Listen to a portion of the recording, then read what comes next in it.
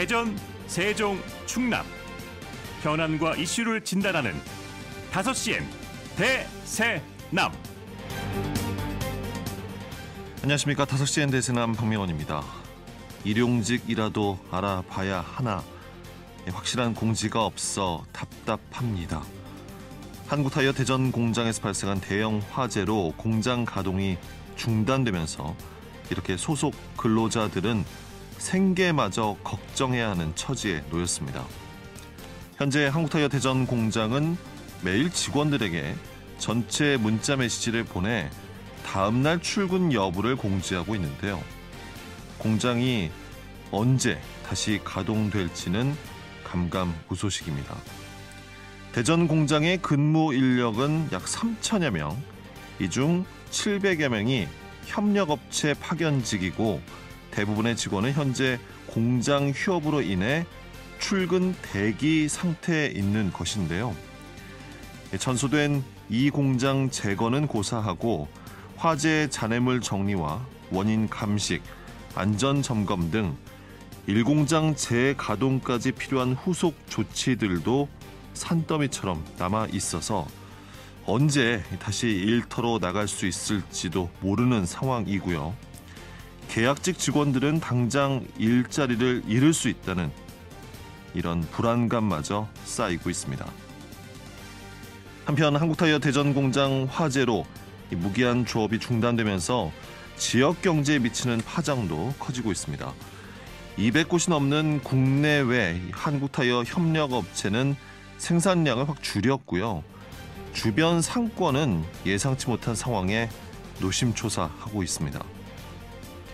불의의 화재 사고였고 많은 시설물이 불에 다 타버렸다지만 그 피해가 확산되지 않도록, 또 혹시나 그 피해가 협력업체 계약직 직원들에게 전가되지 않도록 기업 한국타이어는 앞으로 수습 과정에서 책임 있는 자세를 보여야 할 것이고요. 대전시와 대덕구청 등 행정에서는 지역의 많은 노동자와 그 가족들이 당장의 생계에 곤란을 겪지 않도록 세심한 배려가 있는 대응을 보여야 할 것입니다. 자, 오늘 방송은 사전 녹음으로 제작됐다는 점 청취자 여러분께 양해 말씀드리면서 3월 21일 화요일 5시엔 대세남 시작합니다.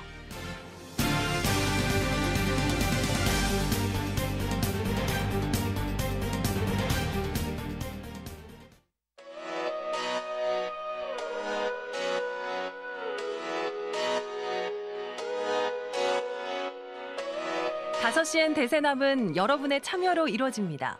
문자로 참여하실 분은 단문 50원, 장문 100원의 유료 문자 샵 2309로 의견 남겨주세요.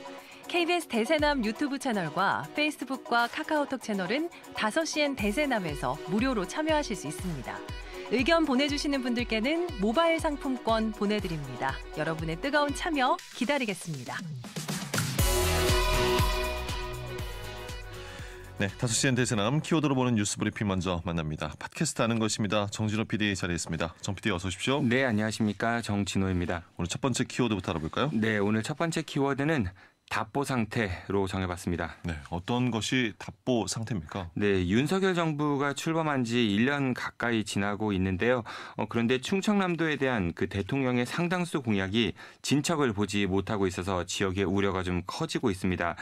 사회 간접 자본 공약은요, 사실상 윤 대통령의 임기 안에 이게 사업 착수하기가 좀 힘들 것으로 보이고요. 예. 또 이제 충남 혁신도시 공공기관 이전 공약도 이 정부의 후속 대책 전혀 보이지 않고 있습니다. 지난 대선 과정에서 윤석열 대통령은 자신을 충청의 아들이다라고까지 하면서 충청권에 표를 호소했는데 막상 당선 이후 상황을 보면 꼭 그래 보이지만은 않습니다. 네, 맞습니다. 이 어떤 공약은요, 이 공모 사업으로 전환되기도 했고요. 또 이제 정부의 주무부처가 좀 미온적인 모습을 보여서 이 정부가 오히려 이 충남도의 발목을 잡는 거 아니냐, 뭐 이런 비판까지도 나오고 있거든요. 예. 윤석열 대통령은 지난해 4월 인수위원회 시절에요. 충남 7대 공약과 15개 정책 과제를 제시했었습니다. 그런데 이들 가운데 절반 가까이가 전혀 이제 진전을 보이지 않고 있는 거거든요. 예. 일단은 그 서산공항부터 신탄진까지 연결하는 이 충청 내륙철도 건설하고요. 그다음에 대산을 출발해서 천안과 경북 영주, 울진을 잇는 중부권 동서 횡단철도가 이 국가계획에 포함이 되지 않았었죠. 그렇습니다. 네, 그리고 이제 또 6조 1,540억 원 규모의 태안 충주간 고속도로 건설하고요. 그다음에 또 이제 3조 1,530억 원 규모의 보령, 대전, 충북 보은을 잇는 중부권 내륙 지역 광역 입체 도로망, 교통망 확충 사업도 아직 그 진전이 없습니다. 예. 이 국가계획은 5년 단위로 이제 세워지게 되는 건데 이게 마지막 국가계획이 지난 2021년에 세워졌었던 거거든요. 그러니까 이제 만약에 이들 사업이 오는 2026년에 세워지게 된다면요. 이 타당성 조사 1년 해야 되고요. 또 예. 이제 예비 타당성 조사도 또 1년 걸리기 때문에 윤 대통령의 임기 안에 착수는 좀 어려워 보입니다. 공약은 거창했지만 실제 사업의 구체적인 진전까지는 이루어지지 않고 있다는 거군요. 네, 그리고 이제 또 각종 클러스터하고 뭐 거점 조성 사업 이런 것도 좀 제자리 걸음인데요. 윤 대통령이 환황해 수소 에너지 메카를 조성하겠다는 공약을 근거로 해서요. 충청남도가요. 블루 수소 클러스터 추가 선정 그리고 이제 수소 융합 대학원 설치 요구를 정부에 이제 적극적으로 해왔었습니다. 예. 근데 정부가 여기에 대해서 별 반응을 보이지 않고 있고요. 예. 여기에다가 이제 금강 하구 생태보건 사업하고 백제문화 관광 개발 사업도 이 주무부처인 환경부와 문체부가 좀 미온적인 태도를 보이고 있습니다. 그리고 생각나는 것이 육군사관학교 논산 이전도 뭐 전혀 속도를 내지 못하고 있어요. 네, 맞습니다. 또 육사 논산 이전 관련해서는요. 얼마 전에 또 한바탕 소동이 있기도 했었었죠. 여기에다가 국방부하고 국회 국방위원회 소속 일부 국회의원들이 좀 공개적으로 반대하고 있어서 그렇죠. 이 상황이 더욱 어렵습니다. 게다가 이제 또 국립치의학연구원 설치 공약도 이 충남도와 지역 정치권이 이 국립공주대학교 의과대학 안에 설치하자 뭐 이런 특별법을 발의를 했었는데요. 의사협회 반대에 부딪혀서 이게 좀 논의가 중단된 상태입니다. 예. 이런 가운데 천안 설치가 전제됐던 이 국립치의학연구원도요. 이게 전국 공모 사업으로 전환될 가능성도 좀 나오고 있어가지고 예. 상황이 좀 좋지만은 않습니다. 한편으로는 대통령의 이 공약 이행을 위해 또 지역 정치권이 좀 더 목소리를 내야 하지 않나 이런 생각이 듭니다. 네, 이 충청권 지방은행 설립도요. 이 대전에서 하는 그 기업금융 중심 은행하고 맞물려 있어가지고 진척이 잘 안 되고 있는 상황이거든요. 이 정말 윤 대통령의 충남도를 위한 이 공약 상당수가 그야말로 좀 답보 상태에 놓여 있다고 볼 수 있는데요. 네. 대통령의 공약 이행을 위해서 지역 정치권 그리고 지역 사회가 좀 한 목소리를 내야 할 것 같습니다. 네. 두 번째 키워드 알아볼까요? 네, 두 번째 키워드는 방치 속에 늘어나는 빈집의 경고로 정해봤습니다. 이건 어떤 내용입니까? 아나운서께서 혹시 뭐 도심 속이나 농촌 지역에 이 방치된 빈집 보신 적 있으시죠? 농어촌 지역이 아니더라도요. 대전 광역시 안에도 빈집이 보이죠. 네, 굉장히 많습니다. 많습니다. 네, 이 네. 방치된 빈집 문제 여기 정말 심각하거든요. 이 대전 도심 곳곳에도 여러 빈집촌이 있는데 일단은 뭐 생각해 보시면은 대전역 동광장 바로 뒤편에 있는 그 소재동 일대에 상당수 빈집들이 좀 방치돼 있고요. 그렇죠. 또 대전 동구 신안동 일대나요, 대사동 일대 등에도 정말 많은 빈집이 방치돼 있습니다. 예. 이렇게나 방치된 빈집들 도시 미관을 저해하는 것도 문제지만 무엇보다 범죄나 안전사고에 노출될 수 있는 것들이 우려되는 것 아니겠습니까? 네, 맞습니다. 그 예전에 있었던 김길태 사건 좀 기억하실 예. 텐데요. 은둔형 외톨이였던 김길태가 이 빈집으로 여중생을 유인해서 좀 끔찍한 범죄를 저지르기도 했고요. 그 밖에도 이제 청소년들의 탈선 장소로도 많이 빈집이 좀 활용된다 이런 보도가 나오고 있습니다. 예. 이뿐만 아니라 평소 이제 보수를 잘 안 해서 이게 좀 붕괴 등 여러 안전사고의 위험도 노출돼 있는데요. 이 노숙자들이 이제 빈집에 들어갔다가 변을 당한다. 뭐 이런 그렇군요. 일도 종종 들리고 있습니다. 그래서 정부나 지자체 차원에서 빈집 정비에 대한 대책을 빨리 내놔야 할 텐데 그 대책이 잘 보이지 않고요. 네, 맞습니다. 이 빈집이 늘어나는 이유는요. 이게 우리가 크게 두 가지로 볼 수 있거든요. 하나는 그 인구 감소로 인해서 이제 빈집이 늘고 있다고 볼 수 있고요. 네. 또 다른 하나는 수도권 집중화로 인해서 특히 이제 비수도권과 뭐 농어촌 지역에서 빈집이 좀 빠르게 증가하고 있습니다. 그런데 이제 현재 정부의 대책을 보면은 주택 공급, 특히 이제 신규 주택 공급 확대라는 이 부동산 대책에 좀 초점이 맞춰져 있을 뿐 이 빈집 정비 대책 이거 잘 보이지 않고 있습니다. 그러니까요. 예. 네, 정부 차원의 빈집 대책이 얼마나 허술하냐면요. 이 통계청에서 조사한 빈집 통계하고 이 국토부에서 조사한 통계, 뭐 지자체에서 조사한 통계 이게 다 제각각입니다. 왜 제각각입니까? 네, 각 법에서 규정하는 일단 빈집의 정의가 제각각이라서 그런데요. 그리고 조사 시점도 제각각이라서 이 제대로 된 국가 차원의 통계가 없습니다. 실제로 지난 2020년에 통계청에서 조사한 충청남도 안에 있는 빈집 개수 10만 호가 넘었었거든요. 근데 이제 충남연구원에서 조사한 통계는요. 4,200호였습니다. 그러니까 차이가 무려 25배나 났습니다. 이렇게 제각각인 정의 기준에서 통계부터 엉망이니 당연히 제대로 된 빈집 정비 계획이나 대책 나올 리가 만무하겠죠. 네, 맞습니다. 그래서 이제 일원화된 빈집 정의부터 정확한 통계를 내는 일이 시급하다. 뭐 이런 지적이 나오고 있는데요. 현재 정부에서는 국토부와 농림부, 해수부 등과 함께 그 TF팀을 꾸려가지고요. 일원화 작업을 시작을 하긴 했다고 합니다. 하지만 이제 빈집 소유자 정보 파악부터 좀 난항을 겪고 있다고 하거든요. 예. 여기에다가 이제 납세 관련 법조항 개정도 필요하다 이런 지적도 나오고 있는데요. 현재 조세제도 안에서는 빈집을 그대로 두면요. 이게 재산세율이 0.07%입니다. 하지만 빈집을 철거해서 그 일대가 나대지가 되면은 재산세율이 0.2%로 오히려 3배 가까이 올라가게 되거든요. 예. 그러니까 이제 집주인 입장에서는 집을 그대로 두는 것이 더 이익이다 이렇게 볼 수도 있습니다. 그러네요. 빈집 실태 조사부터 세법 개정까지 해야 할 일이 참 많군요. 네, 정말 해야 할 일 많고요. 그래서 대전시도 올해 뭐 새로운 빈집 정비 계획을 내놓았었는데 그동안에는 빈집을 임차해서 이 철거 비용을 지원해주는 대신에 2년에서 3년 동안 이 주차장이나 공원 등 뭐 공공시설로 활용한다 뭐 이런 것들이었습니다. 예.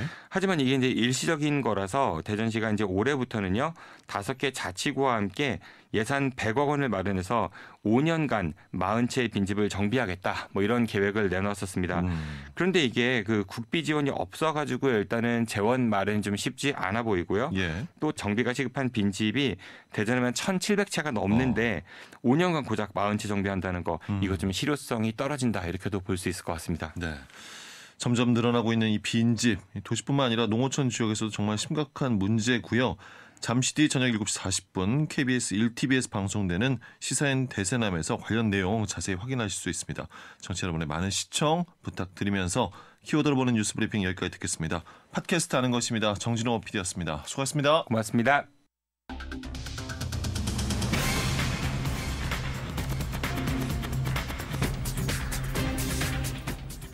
5시엔 지역의 이슈와 현안을 진단합니다.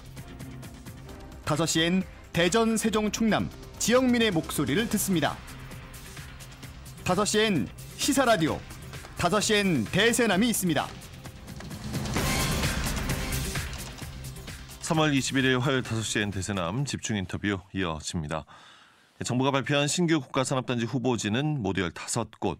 이 가운데 대전 유성구 교촌동 1원이 국가산업단지 후보지로 최종 선정됐습니다.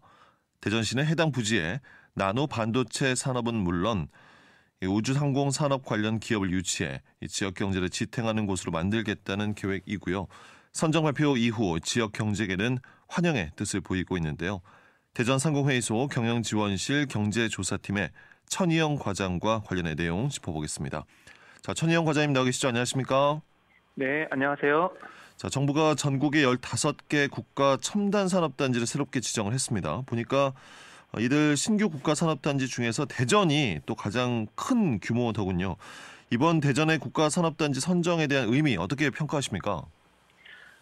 이번에 선정된 대전시의 경우 나노 반도체 국가 산단 면적이 530제곱미터, 그러니까 160만 평 규모로 경기 용인시를 제외한 지방 14개 국가 산단 중에 최대 규모인데요. 예. 사실 대전은 공업용지 비율이 전국 6대 광역시 평균인 5.8%에 못 미치는 1.7%에 불과한 수준입니다.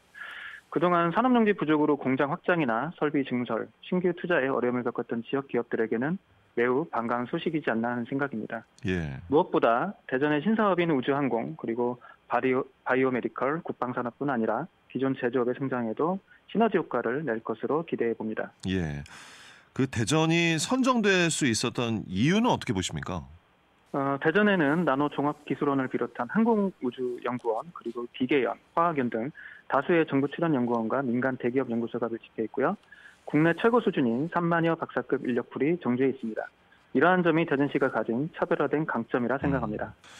이번 국가산업단지는요, 이제 지역에서 첨단 산업 육성을 주도하고 정부는 지역의 계획을 달성할 수 있도록 전방위로 지원하는 체계로 이제 추진될 예정인데, 특히 그간 지역에서 논란이 됐던 이제 개발 제한 구역 해제나 또 농지 규제 완화 등의 지원책이 적용이 될 것으로 보입니다. 지역에 미치는 영향을 어떻게 예상을 하십니까?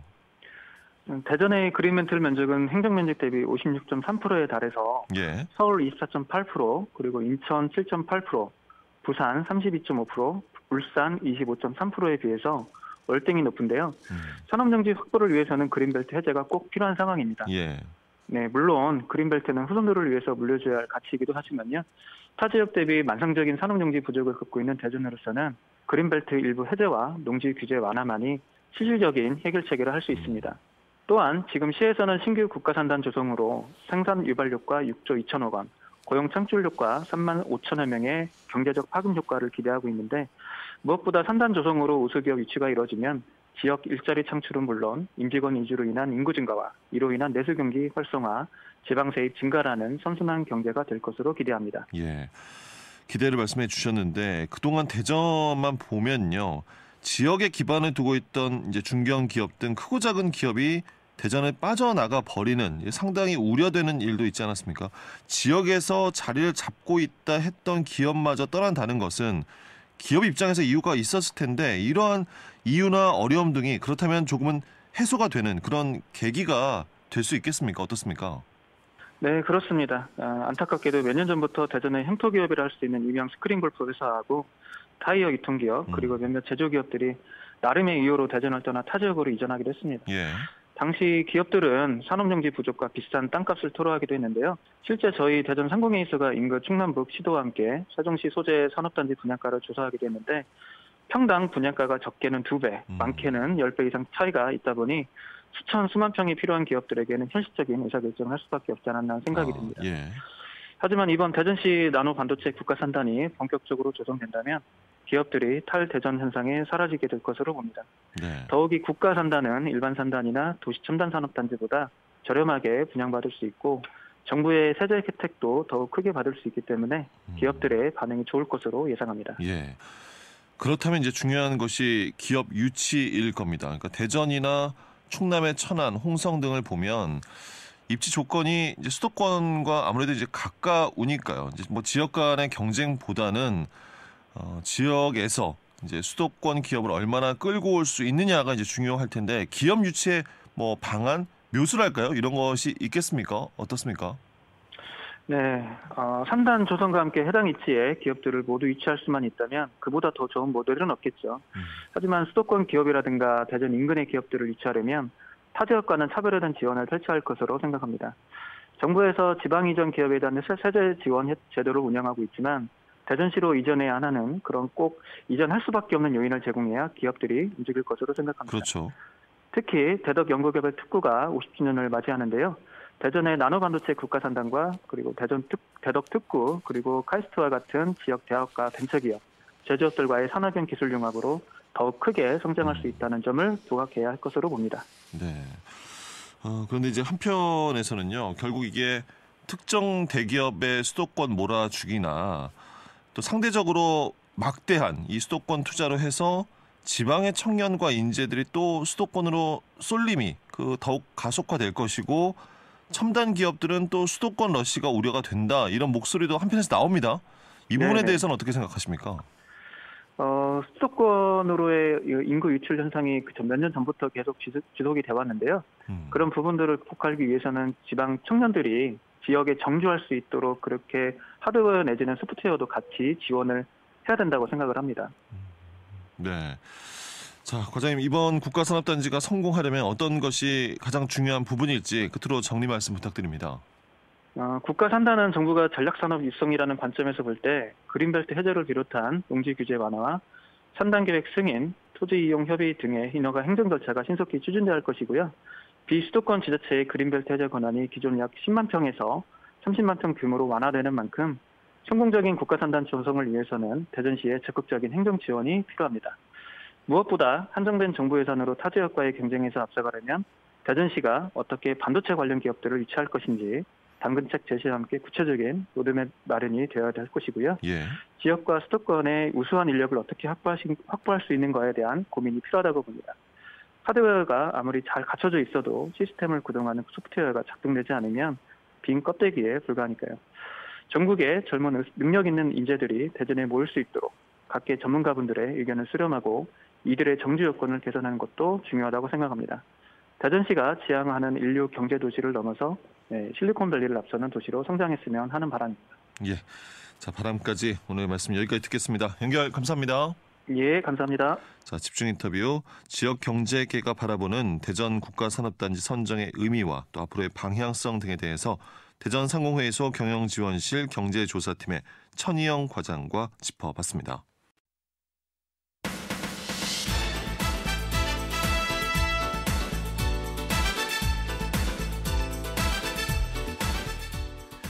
네, 이어서 달라지는 지방의회를 기대하며 대전, 세종, 충남 우리 지역의 지방의회 초선 의원을 초대해 의정활동과 또 지역사회 의제에 대해 짚어보는 시간이죠. 초선 열전.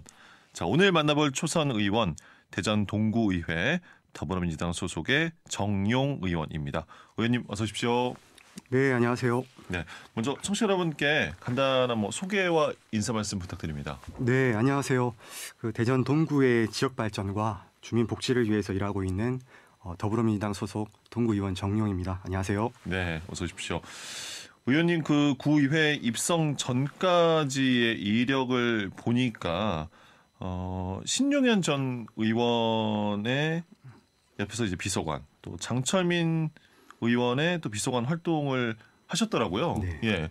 어떤 계기로 해서 이렇게 정치에 관심을 갖고 활동을 시작하셨습니까? 네, 저의 첫 직업이 사회복지사였는데요. 대전과 서울에 있는 그 사회복지 기관에서 그 사회복지와 관련된 일을 좀 하다 보니 좀 사회적 약자뿐만 아니라 또 많은 주민분들이 좀 더 살기 좋은 지역을 만드는 더 큰 일을 해보고 싶다는 생각이 들어서 좀 정치에 관심을 갖게 됐고요. 그리고 이후에 제가 정책학을 공부하면서 또 국회의원실에서 비서관으로 일을 하고 또 지금은 직접 의정 활동을 하고 있습니다. 예. 대전 동구와는 지역 인연이 있으십니까? 나고 자라셨다거나. 아니요, 그런 거는 없었는데 사실 제가 유성에서 좀 근무를 했었었는데요. 예. 장철민 국회의원실에 들어오면서 동구로 오게 됐습니다. 네. 실제 이제 의원 활동을 하면서 의정 활동을 하면서 지역에서 생활하면서 또 역시나 지역을 바라보는 것 많이 다르지 않을까 싶습니다. 실제 활동해 보시니 어떻습니까? 네, 먼저 활동하면서 좀 느꼈던 것은 먼저 제가 사회복지사로 일을 했을 때와 또 정치 분야에서 일을 할 때 그 업무 분위기나 좀 환경 이런 것들이 계속 비교하게 되면서 생각을 하게 되더라고요. 예. 사실 사회복지사나 정치인은 지역에서 어려움을 겪고 계신 분들이나 또 주민분들을 위해서 이렇게 봉사하는 일을 하고 있잖아요. 그런데 사회복지 분야에서는 동료들과 서로 이렇게 좀 배려하고 또 힘든 일은 서로 극복하면서 함께 일을 해 나가는 분위기였는데요. 네. 정치는 좀 그렇지 않다는 것을 좀 느껴왔습니다. 좀 예를 들어서 소속 정당이 좀 서로 다른 동료 의원들이 계속 의견이 충돌하고 또 끊임없이 다투면서 일을 하죠. 그래서 주민분들을 위해서 하는 일인데 이게 협치하는 과정에서 동료 의원들 간에 이게 계속 다툼이 일어나기 때문에 좀 굉장히 어려운 일이라고 생각을 했고요. 근데 지금 이렇게 어려운 일이지만 또 지금 현재 주민분들이 굉장히 어려운 시기를 겪고 있잖아요. 예. 경기 침체가 계속 심화되면서 주민분들이 굉장히 힘들고 또 어려운 생활을 하고 계신 것을 또 제가 잘 알고 있기 때문에 지금은 전문성 있게 제대로 좀 일을 해야 된다 생각하면서 의정활동하고 있습니다. 네. 전문성 말씀을 해주셨는데 사회복지사 경험도 있으시고 비서관으로 활동한 경험들 실제 의정활동에는 어떻게 도움이 많이 됩니까? 네, 이게 경험으로 의회의 역할과 기능에 대해서 어느 정도 잘 알고 있기 때문에 이게 지방의회에서 첫 의정 활동이지만 전문성 있게 일을 할 수 있는 것 같고요.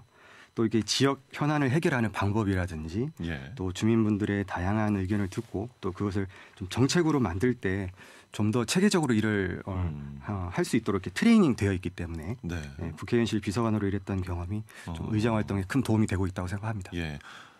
그 구체적으로 이제 어떤 활동을 하고 계신지 내용도 함께 짚어보겠습니다. 의원님께서는 집행부인 동구청 간부 공무원들의 네. 업무 추진비 사용 내역을 제출하도록 요구를 하셨더라고요. 최근에 얼마 전에요. 예, 예. 받아보셨습니까? 네, 요구한 자료는 받긴 받았습니다. 네. 그런데 제가 요구했던 것만큼 상세히 기재된 자료는 아니었습니다. 네. 요구하셨던 상세한 내역은 어떤 거였습니까? 그러면 업무 추진비를 어디에서 사용했고 또 그 대상자가 누구였고 시간이 언제고 또 영수증까지 다 상세하게 소상히 제출하라고 했었는데요. 예. 이제 뭐 수상이가 아니었나 보군요. 예, 성명까지 이렇게 기재가 안 되어 있고 인원수만 이게 나타나 있었고. 일단 그 간부 공무원들의 업무 추진비를 확인하고자 하셨던 뭐 이유 목적이 있었을 것 같은데요. 예, 이제 구청 공직자들이 사용하는 그 업무 추진비는 그 주민분들의 세금으로 사용하는 거잖아요. 네. 예, 구청장과 또 부구청장 그리고 국장, 과장급 그 5급 이상 간부 공무원들이 좀 혈세를 규정에 맞게 적절하게 사용했는지 좀 점검할 필요가 있다고 생각을 했었습니다. 그럼 사실상 그 전에는 의회가 이렇게 들여다보거나 점검을 하는 과정 자체가 없었다 이렇게 또 보셨던 거군요. 네네. 제출 요구를 두고 동구청 내부에서는 좀 부당하다, 사실상 좀 불쾌하다는 식의 반응이 나왔었거든요. 네. 네. 그런 이야기도 전에 들으셨죠? 어떠셨습니까? 네, 들었습니다. 이 구청 공직자들이 주민의 혈세를 사용한 건데 그 사용 내역을 의회가 점검하기 위해서 자료 제출 요구했던 것을 부당하다라고 표현하는 것은 좀 굉장히 부적절하다고 생각을 하고요. 그리고 대전 동구 주민 22만 명을 대신해서 구청의 예산 사용 실태를 확인하고 또 꼼꼼히 들여다보고 잘못된 것은 개선될 수 있도록 하는 것이 의원의 역할 아닙니까? 그런데 자료를 제출하고 점검받는 것에 대해서 좀 부정적으로 표현한다면 그것은 동구민 전체를 무시하는 공직자의 부적절한 태도라고 생각을 했고요. 예. 또 작년에 그 공직자들의 업무 추진비 사용이 좀 제대로 잘 됐다면 의회가 요구한 자료를 좀 문제없이 제출할 수 있을 거고 또 자료 제출이 부당하다 이런 표현도 안 했을 거라고 생각을 하거든요. 네네.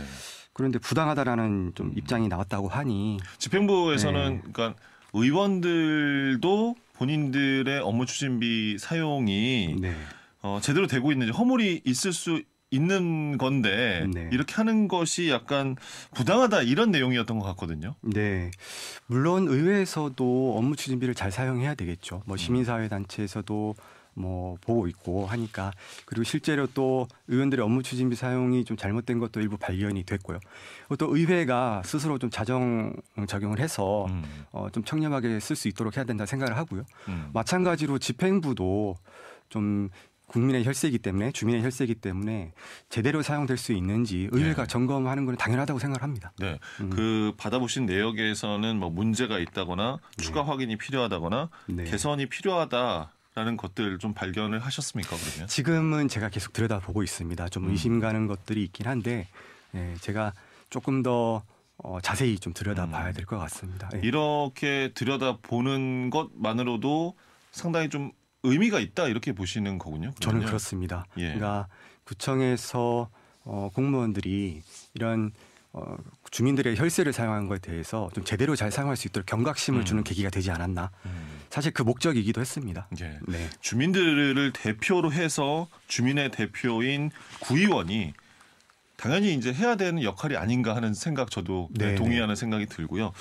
사회복지사 출신이셔서 그런지 특히나 또 사회복지 부문, 여성, 아이들, 청소년 안전에도 관심이 상당하십니다. 그러면서 대표 발의하신 조례를 보니 안심귀가 환경 조성에 관한 조례안 이게 전국 최초에 관련된 조례안이라고요? 어떤 내용입니까?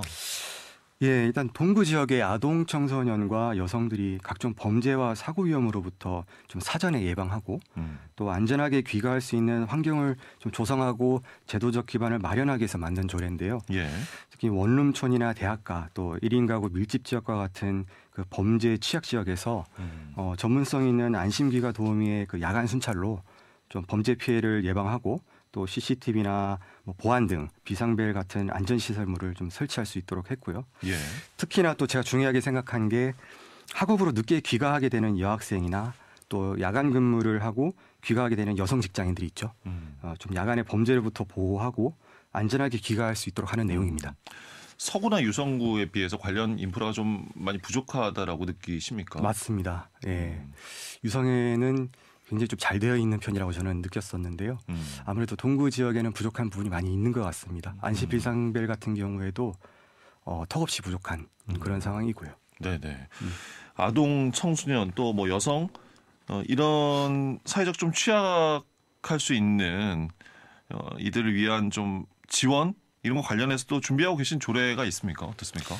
일단 지역의 모든 아동 청소년들이 교육을 받거나 공부할 때 좀 어려움이 없도록 교육 환경을 개선하고 또 발전시킬 수 있는 정책과 조례를 좀 만들려고 하고 있습니다. 예. 예, 그래서 지역에서 아이들이 책을 읽고 또 공부할 수 있는 뭐 도서관과 또 학습할 수 있는 교육시설을 좀 더 많이 만들고 그리고 또 도서관과 교육시설 관리가 효과적으로 될 수 있도록 또 해야 된다는 생각이고요. 예.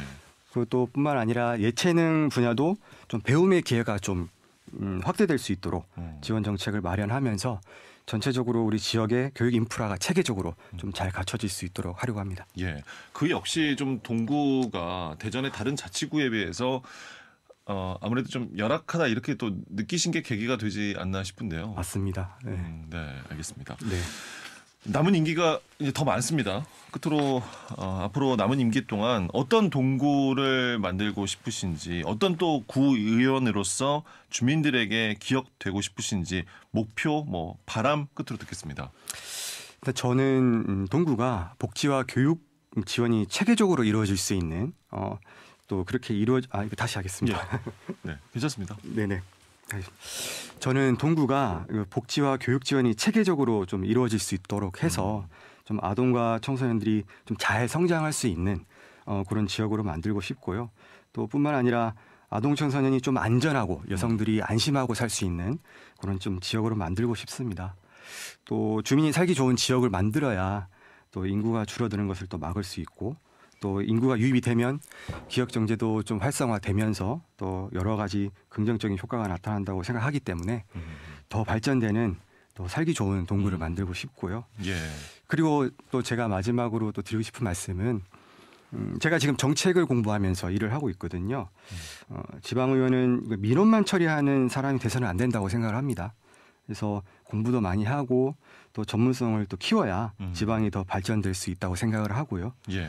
그렇기 때문에 저는 집행부가 주민을 위해서 하는 정책과 사업들이 좀 경제적으로 능률적으로 효과적으로 좀 진행될 수 있도록 제대로 견제 감시하는 그런 전문성을 갖춘 일꾼이 되는 게 목표입니다. 예, 알겠습니다. 그 약속 꼭 지켜주시기 바랍니다. 네. 자, 초선열전 오늘은 대전 동구의회 더불어민주당 소속 정용 의원과 함께했습니다. 이렇게 함께 해주셔서 고맙습니다. 말씀 잘 들었습니다.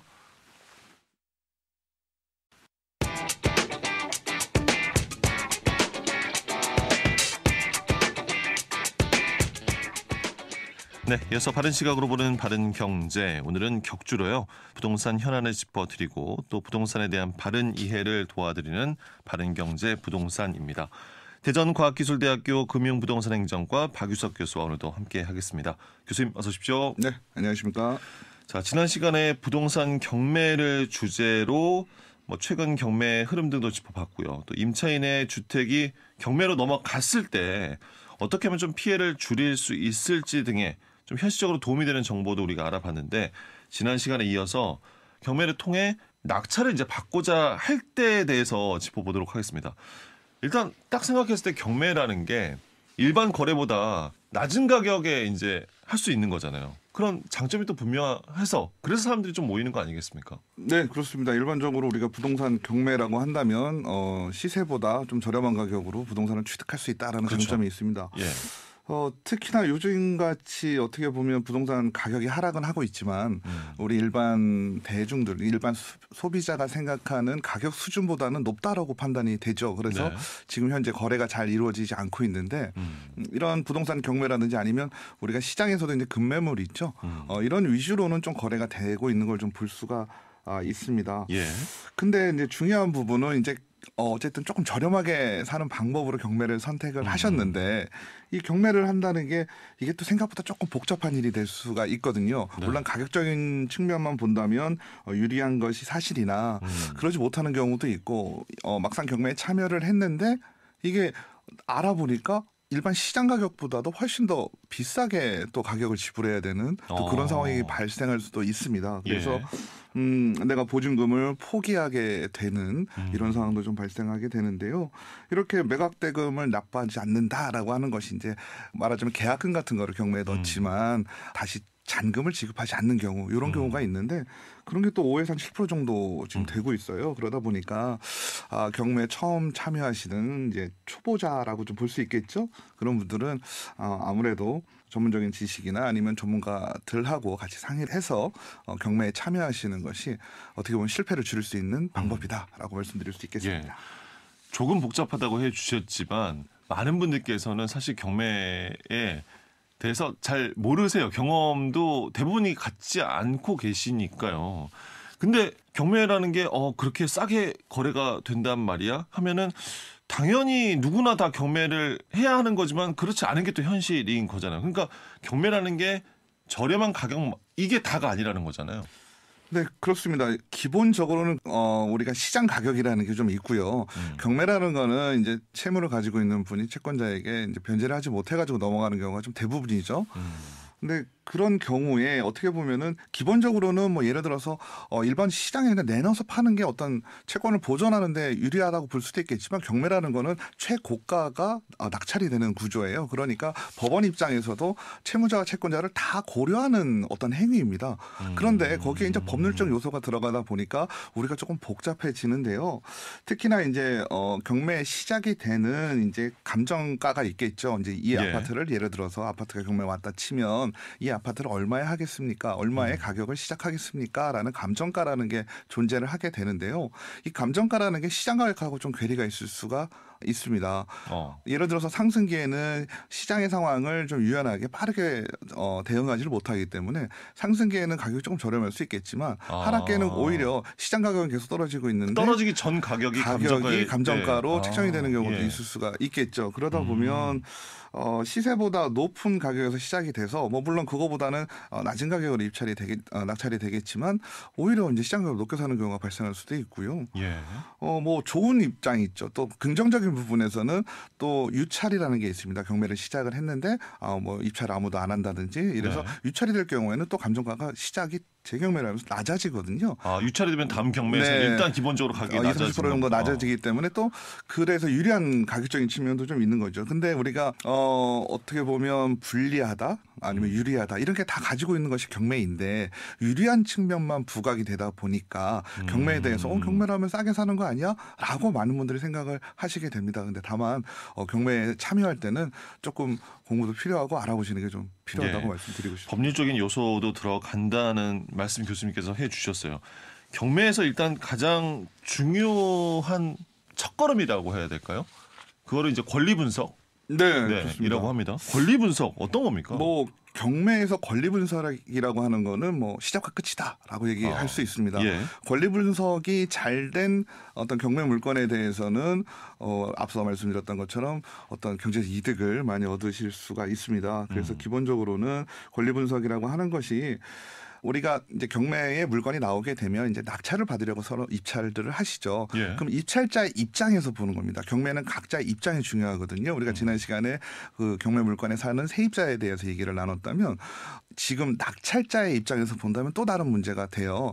우리가 매매를 한다 그러면 전세금을 우리가 안고 사죠. 그렇죠. 근데 경매 같은 경우는 당연히 전세금을 안지 않아도 되는 경우가 생기게 됩니다.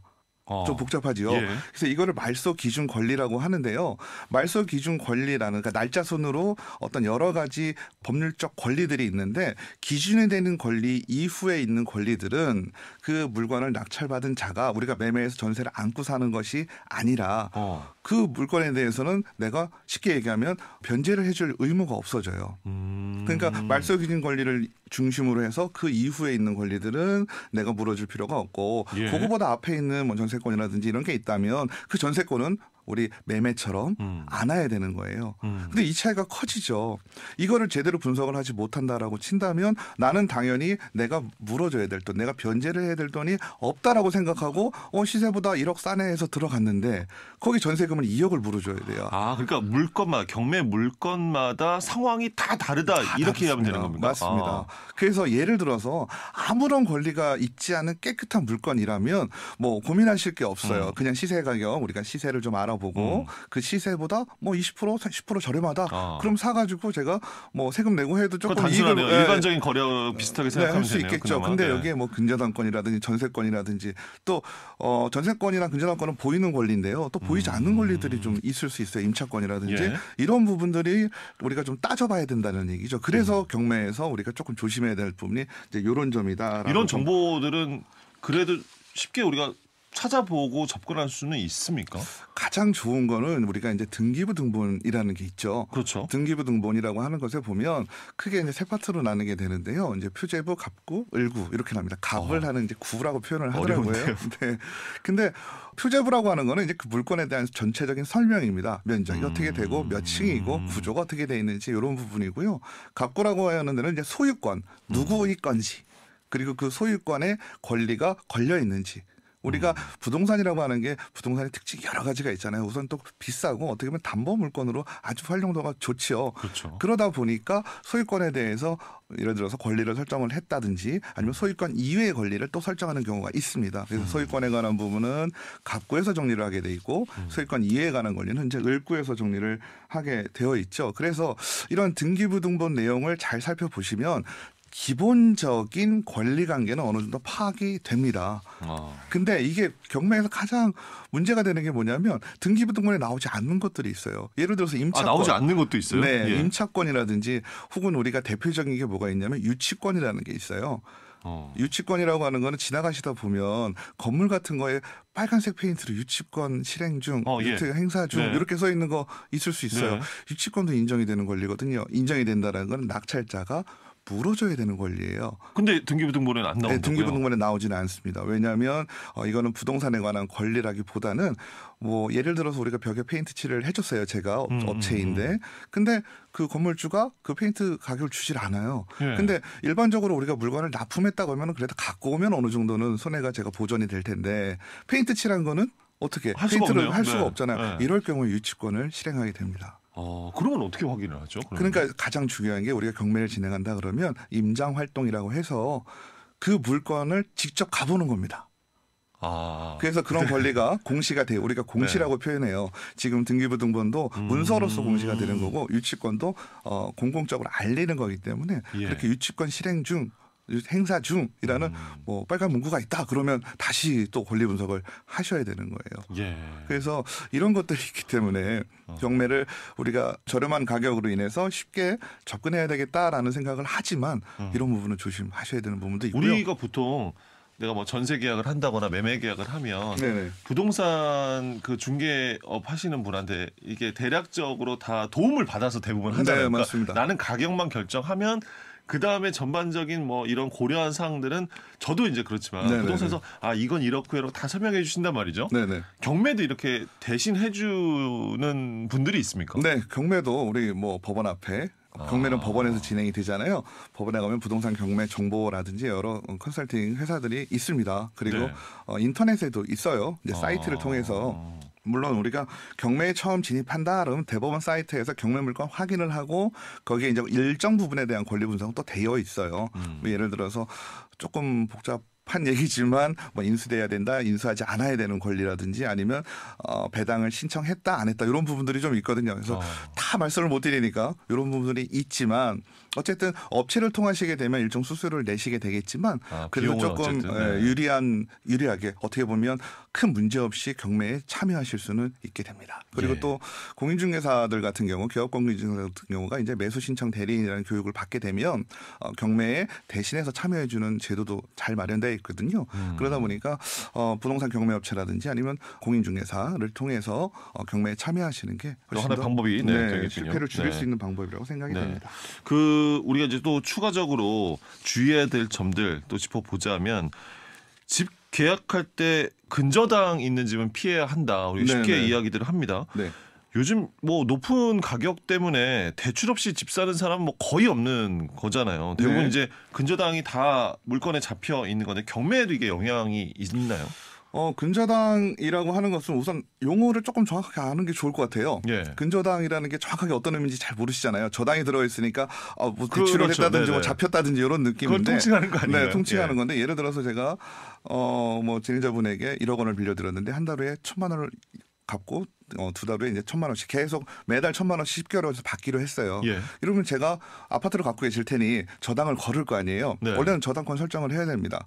그걸 자꾸 제가 그걸 믿고 돈을 빌려드리는데 한 달이 지나면 저당 금액 빌려준 금액이 1억에서 9천만 원으로 줄어요. 그럼 제가 다시 저당을 1억을 잡으면 안 되잖아요. 그러니까 다시 9천만 원으로 바꿔야 되겠죠. 그러면 돈을 갚으실 때마다 저당 설정을 계속 바꿔야 돼요. 그럼 여러 가지로 불편하죠. 비용도 많이 들고. 그러니까 근저당이라고 하는 건 실제 대출 금액이라기보다는 일정한 범위를 설정해놓은 거다고 볼 수 있는 겁니다. 그러니까 대출에 대해서 저당에 대해서 일정한 범위를 설정해놓은 금액 이렇게 이해하시면 좋거든요. 그러니까 편리하게 좀 대략적으로 해놨다. 왜냐하면 예를 들어서 이런 경우도 있었습니다. 아까 제가 1억 원을 대출을 해드렸는데 뭐 이자를 받기로 했겠죠. 근데 이자도 못 갚아요. 그러면은 오히려 대출 금액이 늘어납니다. 그래서 은행에서 내가 분할 상환을 하더라도 대출을 받게 되면 저당권 설정을 하는 것이 아니라 근저당권 설정을 하는데 중요한 거는 나의 대출 금액보다 더 높게 근저당 설정을 하겠죠. 그래서 보통 아마 집에 가서 보실 텐데 근저당 설정 내가 왜 뭐 3억 대출 받았는데 근저당은 왜 3억 6천으로 되어 있지라고 생각들을 하시게 될 거예요. 은행에서는 안전장치를 20% 정도 더 걸어놓는 거고요. 근저당 설정을 3억 6천을 했다고 해서 내가 3억 6천만 원 빚이 있는 건 아니에요. 그래서 요거는 물론 경매에도 중요하지만 우리가 일반적으로 세입자분들 전세 들어갈 실제 때도 빚은 그만큼이 실제 아니다. 그리고 3억을 잡아놨어도 대출을 또 다 갚으신 분도 계세요. 그러니까 설정은 혹시나 내가 또 필요할 때 돈을 대출받기 위해서 그냥 놔두는 경우도 있거든요. 그래서 근저당이라고 하는 것은 대략적인 범위만 정해놓은 거라고 보시면 되고요. 경매에서는 이게 중요한 의미를 가지는 게 아까 말씀드렸던 말소기준 권리. 의 대표적인 사례가 됩니다. 그래서 은행에서 돈을 대출을 해줄 때 은행보다 앞서는 권리가 있는 거를 상당히 싫어해요. 은행은 자기가 우선이 되고 싶어하는 거죠. 네, 그렇습니다. 그러니까 근저당 설정이 거의 1순위가 되고요. 그 이후에 있는 권리들은 낙찰받은 자는 변제를 해줘야 될 의무는 없어요. 그러면 그 뒤에 분들은 어떻게 되느냐. 낙찰받은 분이 그 건물을 낙찰받게 대금 지급을 하죠. 뭐 6억이면 6억 대금 지급을 하면 그 경락 금액, 낙찰된 금액을 가지고 말소기준 권리 이후에 있는 분들이 배당이라는 걸 신청해서 그 돈을 받는 거예요. 그러니까 경매에 넘어갔어도 우리가 돈을 못 받는 경우도 있지만 돈을 받는 경우도 있거든요. 대부분은 은행이 되겠죠. 은행은 첫 번째가 됩니다. 그럼 경락대금으로 은행이 먼저 가져가고 나머지 분들이 이제 배당을 받게 되는 거죠. 그래서 그 뒤에 있는 분들이 경매에 피해를 보게 되는 거죠. 그렇군요. 자, 그리고 이제 아파트 경매 때는 전세권을 유의해야 한다라는 이 얘기가 있는데 이건 왜 그렇습니까? 네, 전세권이라고 하는 것도 이제 아까 말씀드렸던 걸 배당하고의 개념으로 따져본다면 경매에 들어갔는데 전세권자가 배당 요구를 신청을 했다라고 한다면 새로 낙찰받으신 분이 지불한 그 금액에서 나의 전세 대금을 가져가겠다는 뜻이에요. 근데 만약에 대항력이라고 표현을 하는데요. 대항력이 있는 전세권자 같은 경우는요. 이렇게 나는 낙찰자의 돈을 일부를 가져가겠습니다라고 하는 배당 요구를 할 수도 있고 아니면 대항에 대한 권리를 주장할 수도 있어요. 그러면은 매매 계약하고 똑같아져요. 전세를 안고 살 경우에는 산 사람이 전세금 물어줘야 될 의무가 가지잖아요. 마찬가지로 낙찰자가 전세권자에게 전세 보증금을 변제를 해줘야 될 상황이 생기거든요. 그러면 나는 그 전세권을 생각하지 않고 뭐 3억짜리 아파트 보통 뭐 2억에 샀다라고 했는데 전세가 1억 5천이면 3억 5천에 사는 꼴이 되잖아요. 그렇죠. 그럼 오히려 더 비싸게 사는 꼴이 네네. 됩니다. 그렇기 때문에 아파트 경매에서는 이제 전세권자에 대한 유무, 이분이 배당 시장을 했는지 안 했는지 유무를 반드시 따져보셔야 될 것 같습니다. 이게 경매라는 게 정말 여러 상황, 물건마다 다 상황이 있는 거고 내가 여기에 어떤 권리가 있는지도 다 확인이 돼야 하는 거고 내가 어디까지 의무를 갖는지도 다 확인을 해야 되는 그런 경매가 되는 거군요. 거래 자체가요. 네, 그래서 아까 말씀드렸던 것처럼 전문가의 조력이 좀 필요하다. 네. 일단 뭐 낙찰을 받은 후에는 교수님은 어떤 과정을 거치게 됩니까? 네, 뭐 원칙적으로 따지면 낙찰을 받게 되면 제가 이제 그 건물의 주인이 되겠죠. 주인이 되게 되면 아까 말씀드렸던 것처럼 말소기준 권리 이외에 있는 임차권에는 다 소멸이 됩니다. 소멸이 된다는 건 네. 권리가 사라지게 되는 거죠. 네. 그럼 그분들은 배당을 받아서 나가시면 되는데 중요한 건 배당을 못 받는 경우가 있습니다. 그러면 세입자분 임차권을 가지고 계신 분들이 어떻게 할까요? 좀 버티죠. 우리 옛날에 많이 그런 게 있었습니다. 상가 같은 거 넘어가면 어떻게 최대한 그래도 영업을 해서 보존을 좀 하려는 분들이 많았거든요. 네네. 그렇게 되면 이제 법률적 어떤 집행이 좀 필요하게 되는데요. 법원에서 인도 명령을 내립니다.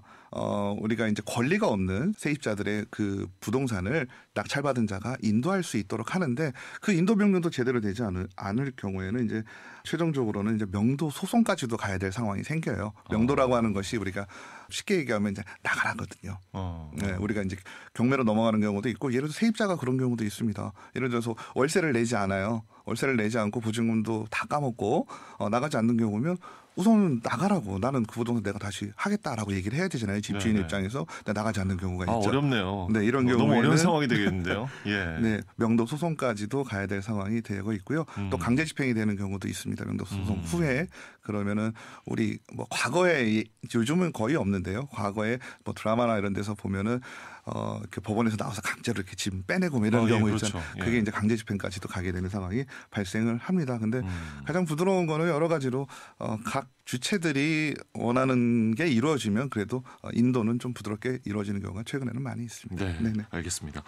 교수님 경매에 이렇게 참여하거나 또 관련해서 주의해야 될 사항들 끝으로 정리 말씀해 주신다면요. 네. 계속 말씀드렸지만 권리 분석이 가장 중요합니다. 처음부터 끝이라고 말씀을 좀 드렸고요. 그리고 중요한 거는 참여하시는 분들이 어느 정도 그래도 공부가 좀 필요하다. 재반 지식을 좀 습득하는 것이 중요하다라고 말씀드리고요. 반드시 혼자 하지 마시고 주변에 좀 도움을 받으셔서 같이 의견을 좀 나누고 진행하시는 게 실패를 줄일 수 있는 방법이라고 생각을 합니다. 예. 자, 바른경제부동산 지난 시간에 이어서 경매를 주제로 함께 살펴봤습니다.